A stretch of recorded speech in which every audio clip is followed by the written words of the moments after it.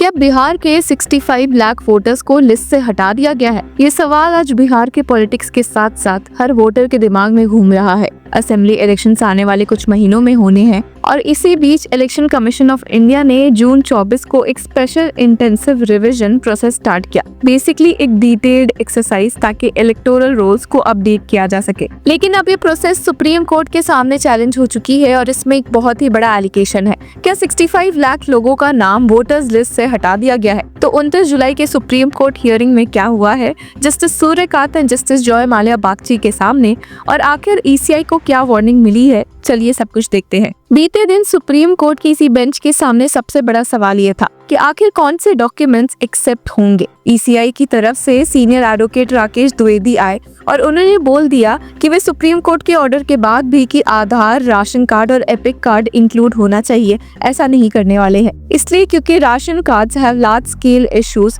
And can not be accepted. और वही उन्होंने कहा कि epic number voter ID pre filled forms में है, लेकिन इलेक्टोरल रोल्स रिवाइज हो रहे हैं, इसलिए सिर्फ एपिक को कंक्लूसिव नहीं माना जा सकता। और आधार कार्ड में फोर्जरी के बहुत ज्यादा चांसेस है, फेक आधार कार्ड्स बहुत ज्यादा बनते हैं। हालांकि ये सुनकर जस्टिस सूर्यकांत ने साफ तौर पर कह दिया, any document including EPIC can be forged, so Aadhaar and EPIC should be accepted. पर सीनियर एडवोकेट द्विवेदी ने क्लैरिफाई किया कि Aadhaar is being accepted but they are asking for one supporting document along with it. यहाँ पर बेंच का एक strong observation आए कि forgery is a separate issue but the focus should be on mass inclusion not exclusion. Aadhaar must be included. और जिसके बाद strictly supreme court bench ने कहा कि ये डॉक्यूमेंट्स ईसीआई को ऐड करने ही पड़ेंगे। अब इस प्रोसेस को एडीआर और दूसरे पिटिशनर्स ने चैलेंज किया है, ये कहते हुए कि एसआईआर आर्टिकल्स 14, 19, 21, 325 और 326 को वायलेट करता है। और सबसे बड़ा एलिगेशन ये है कि ईसीआई ये काम representation of people act 1950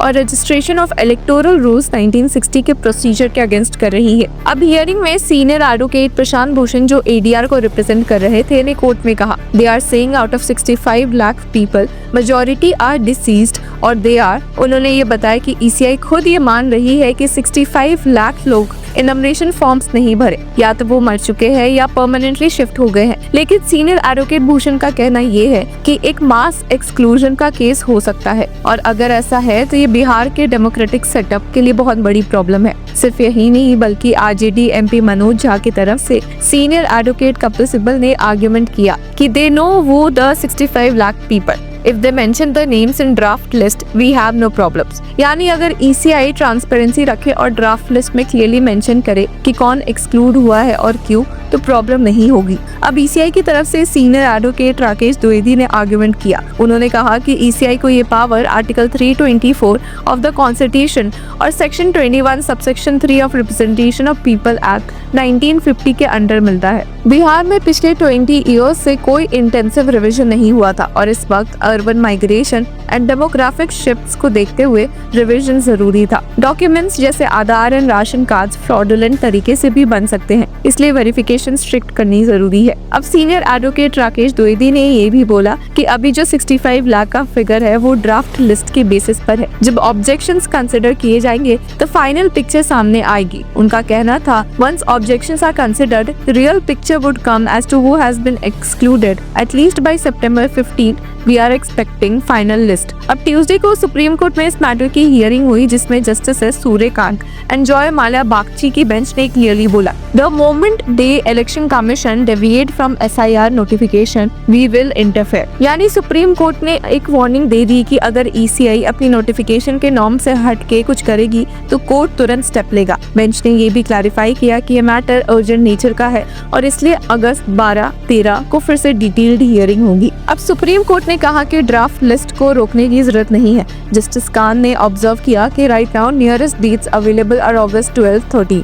First apprehension seems to be about draft list. We can hear your grievance on that. Second phase we can take in September। यानी अभी कोर्ट इस प्रोसेस को चलने दे रहा है, लेकिन क्लियरली कह दिया है कि अगर कोई मास एक्सक्लूजन हुआ तो कोर्ट इंटरफेयर करेगा। जस्टिस सूर्यकांत ने ईसीआई को रिमाइंड भी किया, instead of an mass exclusion there should be an an mass inclusion. Court ने पिटिशनर्स को भी अश्योर किया कि we are here, we will hear you. Justice Bagchi ने क्लियर किया कि जनवरी 2025 लिस्ट बेसलाइन रहेगी और एसआईआर की ड्राफ्ट लिस्ट को हम जुडिशियली रिव्यू करेंगे। अगर मास एक्सक्लूजन हुई तो कोर्ट तुरंत स्टेप लेगा। अब हियरिंग में सुप्रीम कोर्ट ने ECI को सजेस्ट किया कि आधार एंड एपिक कार्ड्स को वेरिफिकेशन के लिए इंक्लूड करे, क्योंकि इनके साथ एक प्रिजम्पशन ऑफ करेक्टनेस जुड़ी होती है। मतलब अगर आधार और वोटर ID दोनों वैलिड है तो वोटर को एक्सक्लूड करना काफी टफ होगा। अब सोचिए, अगर 65 लाख लोग बिहार के इलेक्टोरल लिस्ट से एक्सक्लूड होते हैं तो इसका डायरेक्ट इम्पैक्ट इलेक्शंस पर पड़ेगा। बिहार का इलेक्टोरेट रफली 7 करोड़ वोटर्स का है, मतलब 65 lakh exclusion around 9 to 10% voters का डिसअपीयरेंस होगा। ये छोटी बात बिल्कुल भी नहीं है।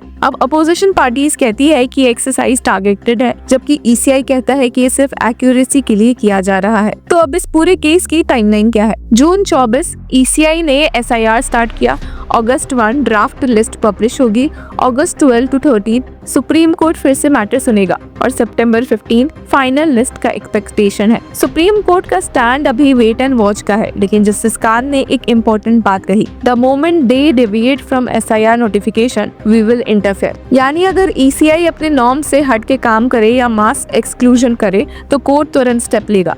सिर्फ यही नहीं बल्कि लास्ट हियरिंग में कोर्ट का क्लियर स्टैंड भी रहा कि एक्सरसाइज वोटर्स को निकालने का नहीं बल्कि उनको इंश्योर करने का तरीका होना चाहिए। जस्टिस सूर्यकांत ने थोड़ा स्ट्रिक्टली कहा भी था कि बहुत सारे डॉक्यूमेंट्स तो फोर्ज होते ही हैं और वैसे में फिर क्या होगा। He had stated, "There's presumption of correctness with official documents. You proceed with these two documents.